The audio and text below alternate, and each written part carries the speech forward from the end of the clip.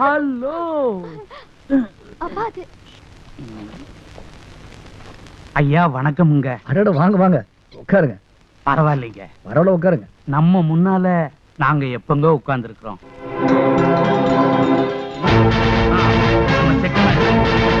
அந்த shipping corporation